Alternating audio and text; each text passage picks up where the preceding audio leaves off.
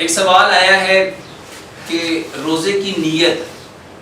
کیسے کی جاتی ہے، اور یہ جو ہمارے معاشرے میں ایک دعا رائج ہے اس کے بارے میں بتائیے میرے بھائیوں اور میری بہنوں۔ نیت اصل میں دل کے ارادے کا نام ہے، اور جب انسان قیام اللیل کرتا ہے، رات کو تراویح پڑھتا ہے اور صبح سحری کے وقت اٹھتا ہے، تو وہ اس کا اٹھنا ہی اس بات کی دلیل ہے کہ اس نے روزے کی نیت کی ہے، اور وہ اس روزے کے لیے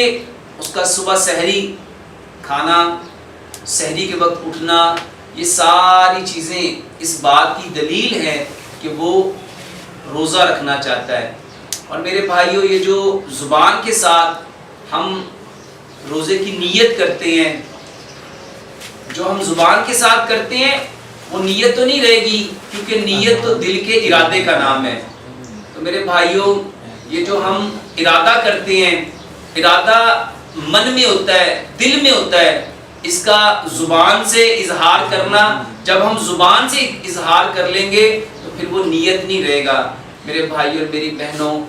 نیت اصل میں دل کے ارادے کا نام ہے۔ نیت جو ہے جب ہم ارادہ کرتے ہیں اور ارادہ من سے کیا جاتا ہے، اور جب ہم اس ارادے کا اپنی زبان سے اقرار کر لیتے ہیں تو میرے بھائیوں، جو اقرار ہوتا ہے وہ پھر نیت نہیں رہتی، وہ نیت آپ کی من کا ارادہ ہی ہے، اور اپنے من سے ارادہ کرنا یہی نیت کہلاتی ہے۔ تو ہمیں بھی رات کو ہم نیت کریں گے کہ صبح ہم نے انشاءاللہ الرحمن سحری کھا کے روزہ رکھنا ہے، اور اگر ہم صبح سحری کے وقت نہیں اٹھ سکے اور ہم سحری نہیں کھا سکے تو جو ہم نے رات کو نیت کی ہوگی وہی نیت کفایت کر جائے گی۔ اور اگر ہم رات کو نیت نہیں رکھی اور صبح ہم نے سحری نہیں کھائی تو میرے بھائیوں پھر ہمیں اس کا ارادہ کرنا پڑے گا، دل سے ہمیں یہ کہنا پڑے گا کہ ہم آج روزے کی نیت سے ہیں، روزے کے ارادے سے ہیں۔ اور یہ جو ہمارے معاشرے میں دعائیں رائج ہیں،